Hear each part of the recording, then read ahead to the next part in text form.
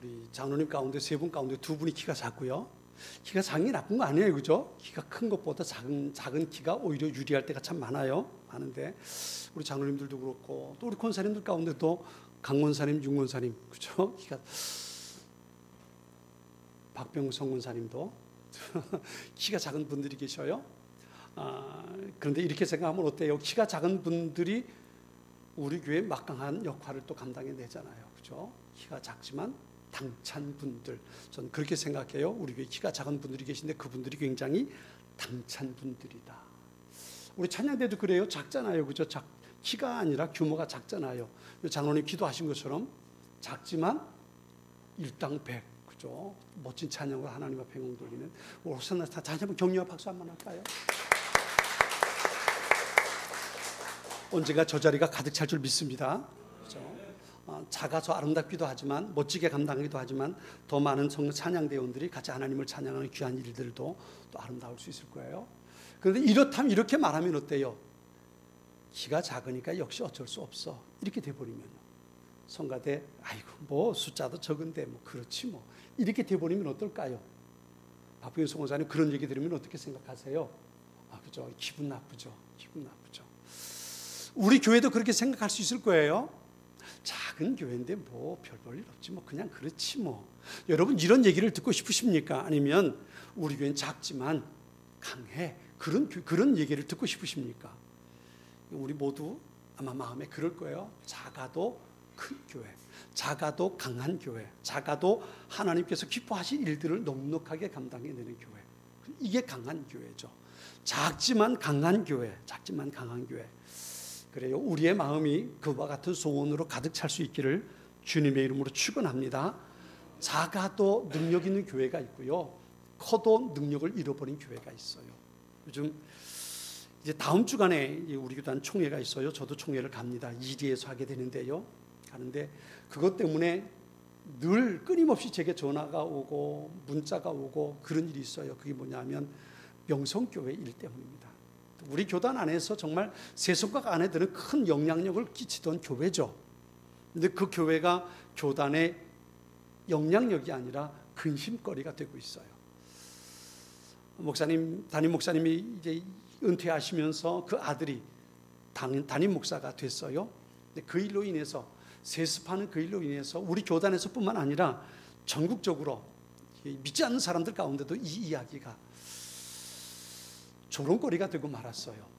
마지막 결론 난 게 총회 재판국에서 재판을 했어요. 재판을 했는데 15명이 재판국원이거든요. 저도 저희 노회 재판국장입니다만, 그래서 저도 종종 이제 재판할 기회가 있어서 이제 그렇게 재판하기도 하고 그럽니다만, 재판하는데 15명이 재판국원 재판을 했어요. 그런데 8명이 괜찮다라고 결론을 내버리고 말았어요.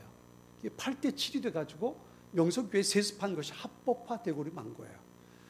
그래, 그것 때문에 이제 총회에서 이건 가만히 있으면 안 된다. 이번 총회에서 이슈가 되고 총회에서 그것을 다시 바로잡아야 한다. 이것 때문에 끊임없이 총회 총대가 되었다는 그것 때문에 말이죠. 전화 받고 문자 오고 계속 메일 오고 계속 그렇게 시달림을 받고 있습니다. 큰 교회예요. 우리 교단에서 정말 세 손가락 안에 들 수 있는 영향력 끼치는 그런 교회입니다. 그런데 그런 교회가 오히려 교단의 걱정거리, 근심거리가 되고 말았어요. 사이즈는 크지만 어떻게 보면 능력을 잃어버린 교회, 선한 영향력을 잃어버린 교회가 되고 마는 거 아닌가. 참 안타까워요. 그 교회가 굉장히 큰 일을 많이 했어요. 그 목사님도 정말 누구도 감히 할 수 없는 일들을 많이 해냈어요. 얼마나 헌신적으로 일을 했는지 몰라요. 그런데 마지막에 이런 아픈 일들을 그만 보이고 말았어요. 크지만 능력을 잃어버린 교회가 있고 작지만 강한 교회가 있어요. 여러분, 우리 교회는 작아도 강한 교회, 작지만 하나님께 기쁨을 드릴 수 있는 그런 교회가 될 수 있는, 그런 꿈을 가지고 기도하고 그렇게 함께 만들어갈 수 있는 우리 모두가 될 수 있기를 주님의 이름으로 축원합니다. 그렇다면 어떤 교회가 작지만 강한 교회일까? 이렇게 말할 수 있어요. 교회다운 교회가 되어가는 것. 교회다운 교회가 되어가는 것. 이것을 다르게 이렇게 말할 수 있죠. 본질을 놓치지 않는, 본질에 충성된 교회, 이것을 작지만 강한 교회라고 말할 수 있습니다. 요한복음 13장에 보면요, 예수님께서 하신 이야기 가운데 이런 얘기가 있어요. 한 포도원 주인이 포도원에다가 무화과 나무를 하나 심었어요. 그리고 농부에게, 포도원 지기에게 이 나무를 잘 갖고 오라 그랬어요. 포도원 지기가 얼마나 정성껏 갖고 왔겠습니까? 주인이 딱 갖다 심어놓고 이거 잘 갖고 오라고 그랬으니까 그 무화과 나무를 얼마나 잘 갖고 왔겠어요. 3년 동안 물 주고 거름 주고 벌레 잡아주고 그러면서 무화과 나무를 잘 갖고 왔단 말이에요. 그런데 3년이 지나서 주인이 가서 보니까 그 나무에 무화과 열매가 맺히지 않은 거예요. 주인이 화가 났어요. 그래가지고 포도원 지기에 말하면 찍어버려라, 잘라버려라.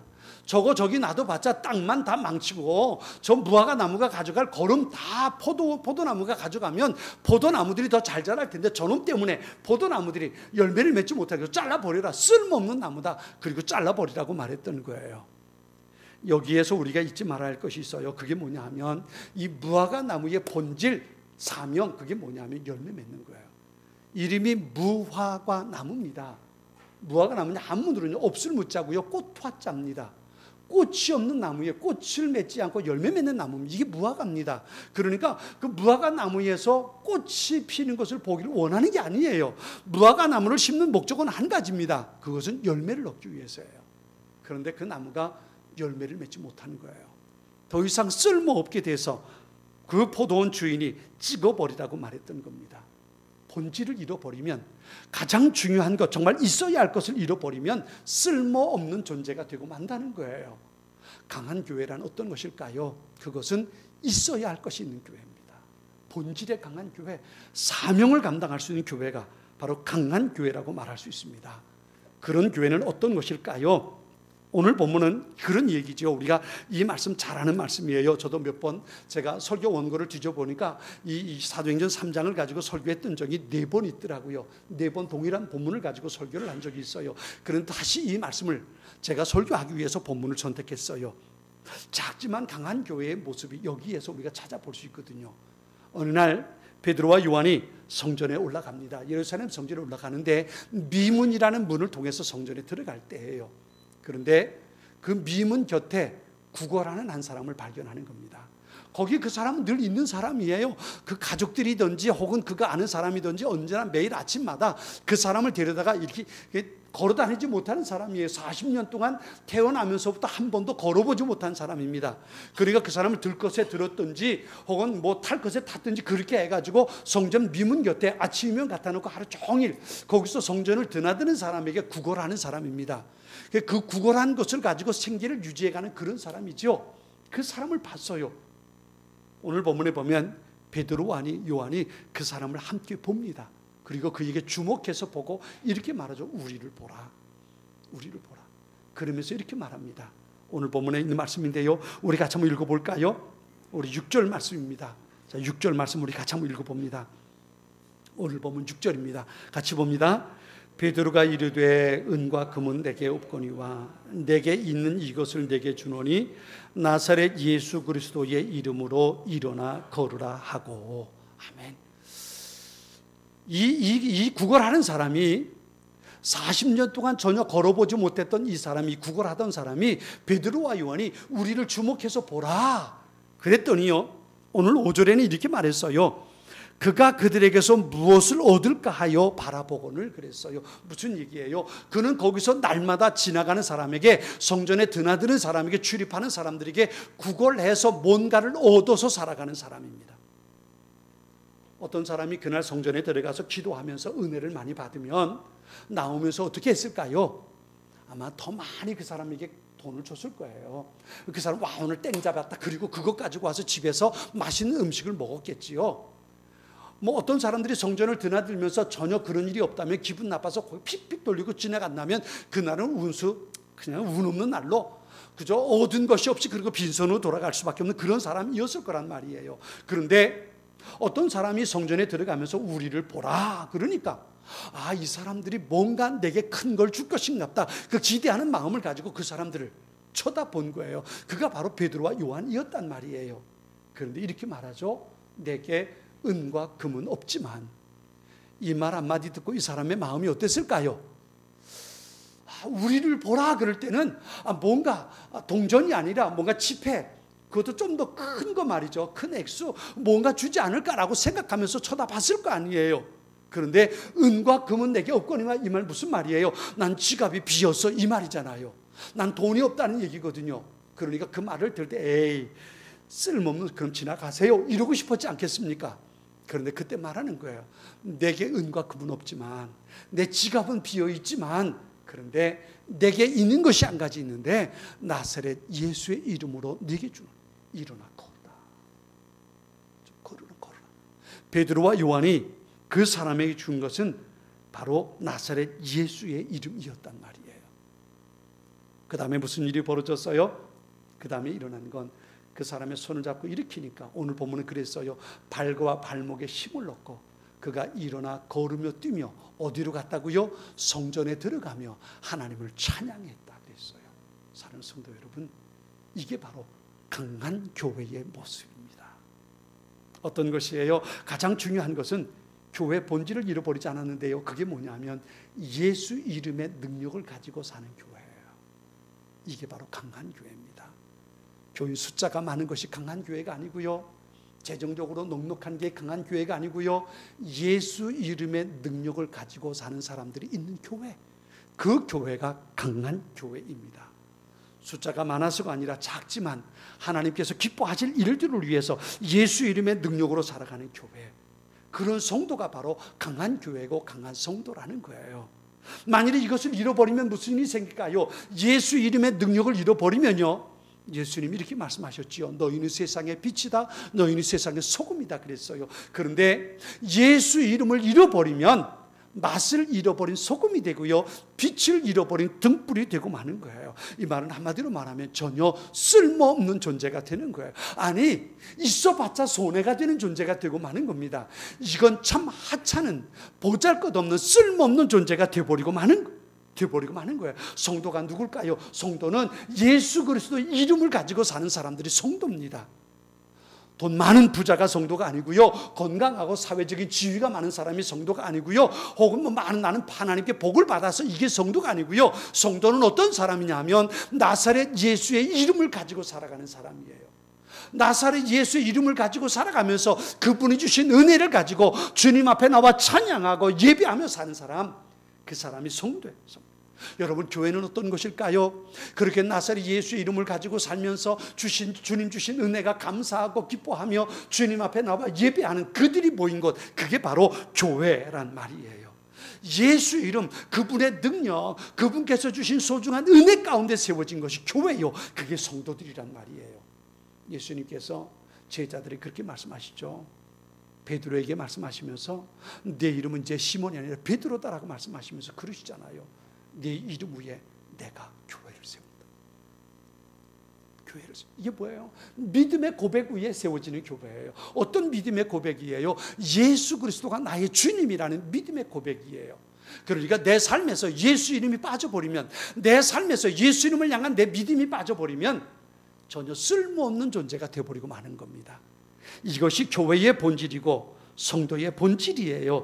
예수님의 이름이 선포될 때 이 사람이 일어나 걷게 되고 뛰게 되었고, 그리고 성전에 들어가서 하나님을 찬양하는 거예요. 이 사람은요, 한 번도 성전에 들어가 본 적이 없는 사람입니다. 40년 동안이잖아요. 지난번에 제가 실로암 연못에서 병고침을 받은 38년 된 병자를 고쳤던 그 이야기를 말씀드리면서 그 당시 로마 사람들의 평균 수명이 몇 살이라 그랬어요? 36. 40년 동안 이 사람은 그러고 살았다고요. 그러니까 평생 그러고 산 거예요. 한 번도 성전에 들어가 본 적이 없는 사람입니다. 성전 문 곁에서 그냥 지나가는 사람들, 성전에 드나드는 사람들에게 구걸해갖고, 그리고 그들이 주는 것 가지고 살았던 사람이란 말이에요. 하나님을 예배해 본 적도, 하나님을 찬양해 본 적도 없어요. 성전에 들어가서 하나님 앞에 예배해 본 적이 없단 말이에요. 그냥 들어가고 나오는 사람들의 얼굴만 봤어요. 그런데 그러던 사람이 나사렛 예수의 이름을 덧입고 그 은혜를 힘입어서 예루살렘 성전에 들어가 그 하나님을 찬양하고 예배하는 일을 경험하게 된 거예요. 이 사람에게 무슨 일이 일어난 거예요?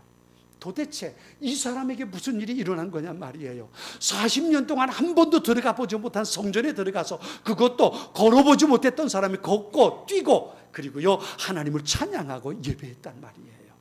이게 바로 강한 교회예요. 예수 이름의 능력 가지고 사는 교회. 그 예수 이름의 능력으로 인해 드러난 그 은혜, 그 역사를 바라보면서 그것을 내 것으로 체험하고 그 귀한 은혜를 가지고 하나님을 찬양하고 예배하는 사람, 그 사람이 능력 있는 성도의 모습이란 말이에요. 예수님으로 충만한 교회, 예수님으로 충만한 하나님의 사람들이 될 수 있기를 주님의 이름으로 축원합니다. 만일 우리에게 누군가가 당신 내 교회에서 가장 중요한 것이 무엇입니까? 라고 말하면 우리가 무엇이라고 말해야 될까요?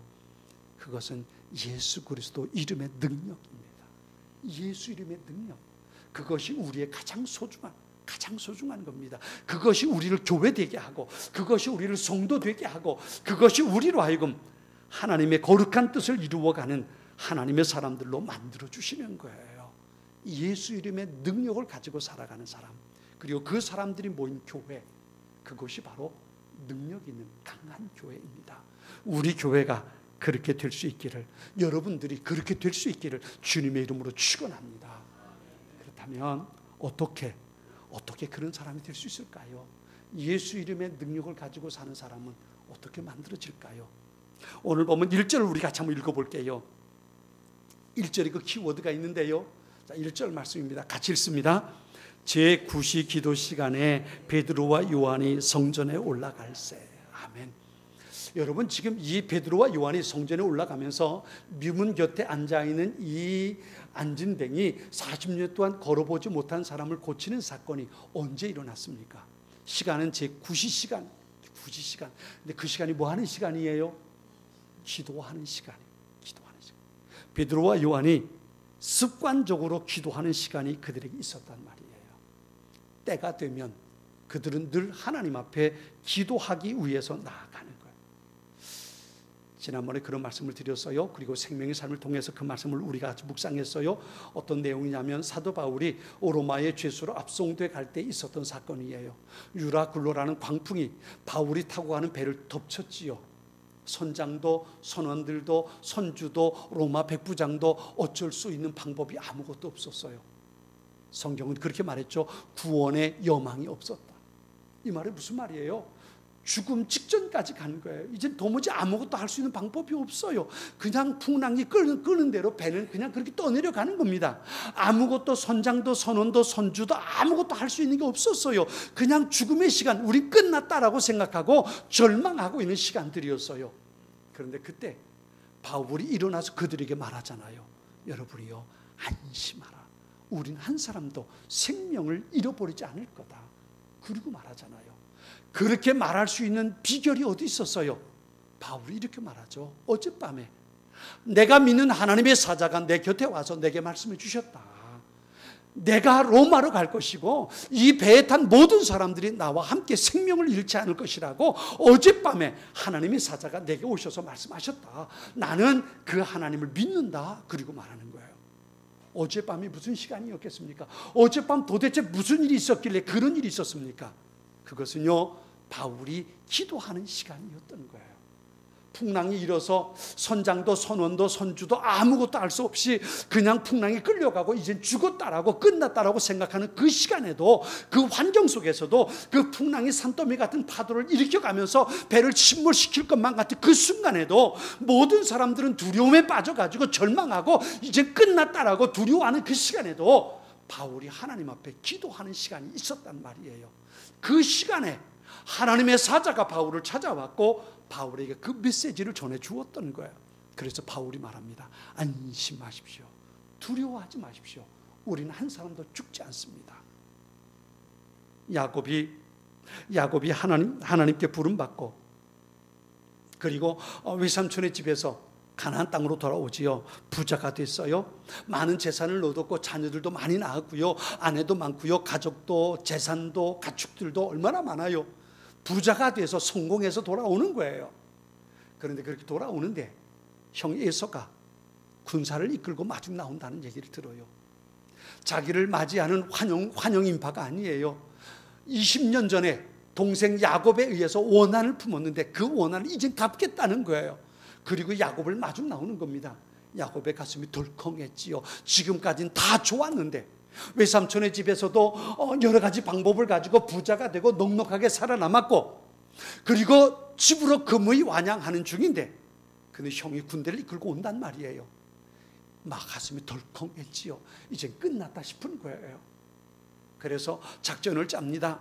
자기가 가지고 있는 모든 재산을 일진, 이진으로 나눕니다. 그리고 일진이 보내면서 형 에서를 만나면 우리의 주인이 주인님께 드리는 선물입니다. 그러라는 게 이 선물이 뭐예요? 뇌물이잖아요. 형의 마음을 좀 어떻게 녹여볼까 싶은 거지요. 그렇게 일진을 보내고 이진을 보내고 자기 가족들도 이 나눠가지고 그리고 보냅니다. 그리고 혼자 남았잖아요. 그렇게 하면 좀 나아질까 싶었는데 그래도 마음속에 두려움은 사라지지 않아요. 줄어들지 않아요. 그때 야곱이 했던 게 뭐예요? 야복 강가에 엎드려서 하나님 앞에 기도하기 시작하는 겁니다. 그 밤 하나님께서 그를 찾아오셔서 열심히 씨름을 합니다. 밤새도록 씨름을 했어요. 그런데요, 씨름하던 마지막 먼덩이 더 오는데 하나님 그러죠. 나 이제 가야겠다. 놔주라. 그랬더니 야곱이 나는 절대로 당신이 내게 축복해 주지 않으면 절대로 내가 놓아주지 않겠습니다. 그랬잖아요. 나중엔 야곱의 환도뼈를 쳐가지고 부러뜨려서 장애인이 됐어요. 그런데도 불구하고 놓지 않으니까 나중에 어떻게 해요? 네 이름이 야곱이 아니더냐? 이젠 야곱이 아니고 이스라엘이라. 여러분, 야곱과 이스라엘의 차이가 뭘까요? 야곱은요 자기 꾀로 사는 사람이라는 의미예요. 내 생각, 내 지혜, 내 환경, 내가 가지고 있는 경험, 그거 가지고 사는 사람이 야곱입니다. 야곱은 그렇게 살아서 지금 성공했던 거예요. 그런데 그 성공했던 것이 형 예수 앞에서 물거품이 되고 만 겁니다. 넌 지금까지 야곱으로 살아왔어. 그런데 이제 내 이름은 야곱이 아니라 이스라엘이다 라고 말씀해 주는 거예요. 이스라엘의 뜻이 뭐냐면요, 하나님의 돌봄을 받는 자라는 의미예요. 이젠 하나님께서 책임져 주시겠다는 거예요. 이젠 하나님께서 도와주시겠다는 거예요. 그런 인생을 이제 살게 될 거라는 거지요. 이게 이스라엘입니다. 야곱과 이스라엘의 차이가 얼마나 큰 거예요. 야곱은 내 힘 가지고 사는 거예요. 그런데 이스라엘은 하나님의 은혜로 사는 사람이란 말이에요. 야곱이 그 밤 하나님 앞에 기도할 때에 하나님을 만나고 그가 야곱이 이스라엘이 되는 놀라운 축복을 받는 거예요. 어떻게 그렇게 됐어요? 그가 절박함을 가지고 하나님 앞에 기도하는 그 시간, 그의 인생이 야곱에서 이스라엘로 바뀌게 된 겁니다. 사랑하는 여러분, 절박함으로 하나님 앞에 기도할 때에 여러분의 인생이 야곱에서 이스라엘로 변하는 놀라운 축복의 사건들이 있게 되기를 주님의 이름으로 축원합니다. 어젯밤에 11시까지 제가 축구를 봤어요. 제가 토요일 날 웬만하면 축구를 밤에 늦게까지 텔레비전을 안 봐요. 되게 주일날을 위해서 토요일날 저녁에 제가 일찍 자는 편이거든요. 일찍 자는데 어젠 11시까지 축구를 봤어요. 걱정되는 사람들이 있어서 저놈 이겨야 되는데, 저놈 때문에 이겨야 되는데, 박씨도 아니고 저놈 때문에 이겨야 돼. 그 마음 가지고 축구 경기를 11시까지 봤어요. 일본하고 한일전이어서가 아니라 아시안게임 마지막 결승전 금메달 따는 그 과정을 보고 싶어서 11시까지 축구를 봤어요. 한국과 일본의 경기를 시작하기 전까지만 해도 한국이 한 수 우위라고 생각하고 이건 쉽게 이긴다고 생각을 했어요. 뭐 능력도 그랬고요. 능력도 일본은 21세 이하 선수들이 나왔으니까 어린 선수들이 나온 거고요. 물론 우리나라에도 어린 선수들이 있었어요. 예를 들면 이승우 선수 같은 경우는 20살이거든요. 그러니까 뭐 어린 선수도 있었지요. 그러나 그럼에도 불구하고 우리나라는 23세 이하의 선수들이었고요. 뿐만 아니라 거기에 와일드카드라고 뭐 손흥민 선수나 황의조 선수나 또 조현우 선수 같은 나이 많은 선수들도 거기에 꼈다고요. 그러니까 그만큼 실력이 일본 선수들보다는 훨씬 더 강했다고 볼 수 있어요. 그러니까 넉넉하게 이길 거라고 생각했어요. 근데 막상 게임을 하는데 뭐 월등한 경기를 하면서 골을 못 넣는 거예요. 전반전 하는 걸 보면서 전반전에 저걸 넣었어야 되는, 그래야 쉽게 나가는데, 저희 아이하고 승용이 같이 게임을 보면서 저거 지금 넣었어야 그래야 쉽게 이기는데, 그러면서 이제 게임을 봤어요. 나중에 연장전까지 가가지고 연장전에서 2골 넣고 1골 먹으면서 2대1로 이겼어요. 그런데 제가 이기고 나서, 게임이 끝나고 나서 가만히 생각을 해봤어요. 일본 선수들과 우리나라 선수들의 차이가 뭘까? 그건 기량의 차이는 아니더라고요. 우리나라가 이겼고 일본이 졌는데, 우리나라 축구팀이 이겼고 일본 축구팀이 졌는데요, 우리나라 축구 선수들이 이길 수 있었던 비결이 뭐냐면 제가 생각한 건 그래요. 절박함이었어요. 절박함. 이번에 금메달 따지 못하면요 군대 가야 되거든요. 손흥민 선수가. 황의조 선수도 군대 가야 되고요. 그렇죠? 지금 이제 경찰청에서 근무하는 한 선수가 있어요. 그 선수가 그랬다는 거예요. 일본과 게임하기 전에 니들 여기서 지면 금메달 못 따면 니들 다 내 후임이다, 내 쫄병이다, 알아서 해라. 그리고 협박했다는 거예요. 자기는 이미 군대 생활하고 있어요. 군대 생활하고 있으니까 여기서 지면 다 군대 올 거고, 손흥민이도 군대 오면 자기 쫄병이라는 거예요. 지면 다 내 쫄병이니까 알아서 하라고. 그리고 협박을 했다는 거예요. 여기서 이겨야만 군대 안 가거든요. 그러니까 얼마나 절박했겠어요. 더군다나 손흥민 선수는요 군대 안 가는 게 문제가 아니고요, 군대 안 가게 된 것 때문에 아마 모르긴 몰라도 그 선수의 몸값이 1,000억 원 넘었을 거예요. 1,000억 원도 뛰었을 거예요. 군대 안 가고 2년 동안 더 생활하게 됐으니까 1,000억 원 넘게 벌었을 거예요. 이게 금메달 하나의 문제가 아니고 1,000억이 넘는 일이 그에게 달렸단 말이에요. 얼마나 절박해요. 20명의 선수가 군대 안 가기 위해서 금메달 따려고 무슨 짓을 했겠습니까? 그죠? 무슨 짓을 했겠어요? 전 게임하는 걸 보면서 그게 보여요. 저놈들이 죽기 살기로 뛰는구나. 저거 아니면 끝나는 거니까 죽기 살기로 뛰는, 그게 보이더라고요. 일본 선수들에겐 그게 없는 거예요. 왜냐하면 얘들은요 다음에 일본에서 올림픽 하거든요. 일본에서 올림픽 할 때에 그 일을 위해서 경험 쌓기 위해서 나온 애들입니다. 죽기 살기로 뛰는 게 안 보이는 거예요. 그냥 경험 쌓기 위해서 나온 거니까 그거 하고 죽기 살기로 뛰는 거하고 누가 이기겠습니까? 절박함을 가지고 뛰는 선수들이 이길 수밖에 없지요. 사랑하는 성도 여러분, 제가 왜 이 말씀을 드리냐면요, 이 절박함을 가지고 기도의 자리에 있을 때에 무슨 일이 벌어질까 한번 생각해 보세요. 야곱이 야복강가에서 절박함을 가지고 하나님 앞에 매달린 거잖아요. 이제 내 생명이 이 시간에 금메달이 문제가 아니고 군대 갔다 오는 게 문제가 아니고 내 생명이 지금 형 예수가 군대를 끌고 오는데 내 생명이 지금 여기 이 시간 하나님을 만나는 시간에 걸렸단 말이에요. 그러니까 내 환도뼈가 부러져도 지금 하나님이 내게 축복해 주지 않으면 내가 절대로 뒤로 물러설 수 없다는 이 절박함이 야곱에게 있었잖아요. 그리고 기도하니까 그가 야곱에서 이스라엘로 바뀌는 놀라운 일이 벌어진 거잖아요. 마가복음 9장에 보면요, 귀신 들린 한 아들을 데리고 아버지가 예수님을 찾아옵니다. 이 아이를 고쳐달라는 거예요. 그런데 마침 예수님은 베드로, 야고보, 요한을 데리고 산에 올라가셨고요, 나머지 제자들만 그곳에 있었어요. 그런데 제자들이 아무리 애를 써도 그 아이에게서 귀신을 쫓아낼 수 없는 거예요. 그 사건 전에 제자들이 2명, 3명씩 짝을 지어서 동네마다 다니면서 복음을 전하고 예수 이름을 전할 때에 귀신을 쫓아내고 병든 자를 고치고 그런 일들이 참 많이 일어났어요. 그런 경험을 가지고 있었거든요. 그런데 지금 데리고 온 그 아이를 위해서 거기 있는 9명의 제자들이 아무리 기도를 아무리 해도 그 아이에게서 귀신을 쫓아낼 수 없는 거예요. 마침 예수님 내려오셔서 그 아이에게서 귀신을 쫓아내 주십니다. 나중에 사람들이 다 떠나고 제자들만 남았을 때 제자들이 예수님께 묻습니다. 예수님, 왜 우리는 못했습니까? 우리가 며칠 전만 해도 동네마다 다니면서 귀신 쫓아내고 병든 고치고 다 했지 않습니까? 그런데 왜 지금은 못했습니까? 라고 물었어요.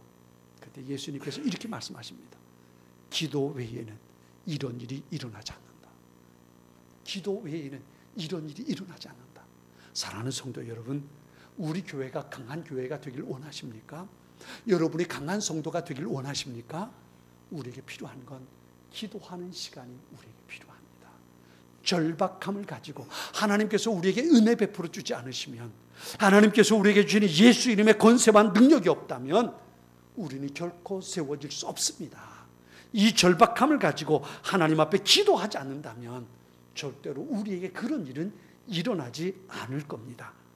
본질을 잃어버린 교회, 사명을 잃어버린 교회는 아무리 규모가 커도 약한 교회입니다. 예수님으로 충만한 교회, 예수 이름의 권세와 능력으로 세워지는 교회, 그런 성도들이 작지만 큰 교회, 작지만 위대한 성도들이 될 수 있는 겁니다. 돈이나 건강이나 숫자가 많은 교인들의 모습이 아니라 예수 이름의 권세를 가지고 사는 교회, 그 교회가 강한 교회입니다. 믿음의 역사가 예수님의 이름으로 나타나는 교회. 그래서 수많은 예수님의 권세로 일어난 역사에 대한 간증거리를 가지고 있는 교회 성도들, 그들이 바로 하나님의 역사를 드러낼 수 있는, 하나님의 이름을 드러낼 수 있는 하나님의 사람들, 능력의 교회라는 말입니다. 사모하는 마음으로, 절박한 심정으로 기도의 자리가 더욱 뜨겁게 만들어질 수 있어야 합니다. 새벽의 기도 시간들이, 가끔 가다가 새벽 기도하면서 그런 생각이 들어요. 우리 교회 교인들과 남의 교회 교인들, 나이 그렇게 말하는 게 이상하긴 한데요, 한 10명에서 15명 정도 새벽 기도를 같이 하거든요. 그런 바람이 들어요. 우리 교회 교인들이 적어도 절반은 늘 넘었으면 좋겠다. 그런 마음. 어떤 때 그 숫자가 뒤집어질 때가 있어요. 이제 마음에 걱정이 됐어요.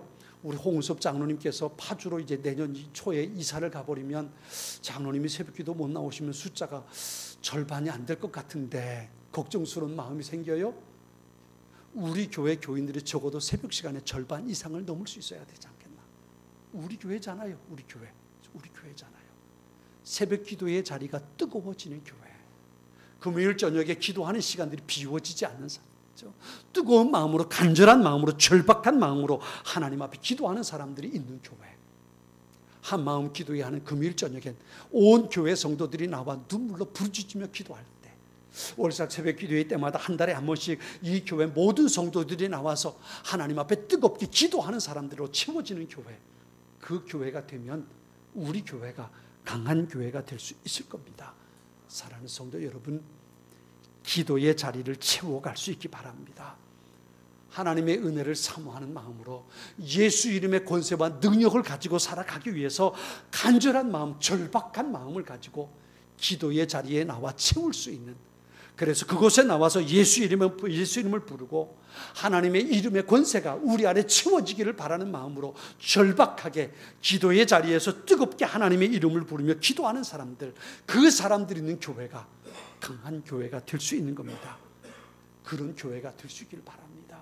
우리 교회를 통해서 하나님께서 이루고자 하시는 귀한 일들이 이루어질 수 있고, 세상의 사람들을 향해서 우리 교회가 살아계신 하나님을 보여줄 수 있다고 말할 수 있는 그런 교회가 될 수 있도록, 우리 교회 와봐라, 우리 교회 와보면 하나님이 살아계신 것을 느낄 수 있다, 볼 수 있다, 그렇게 말할 수 있는 교회가 될 수 있어야 합니다. 그 교회가 강한 교회입니다. 그 시작이 기도하는 자리에서부터입니다. 베드로와 요한이 늘 기도하는 습관을 가지고 하나님 앞에 나아갔던 것처럼, 우리가 정해진 기도의 시간만이라도 주님 앞에 나가 기도할 때 우리의 삶 속에 예수 이름의 권세로 채워질 것입니다.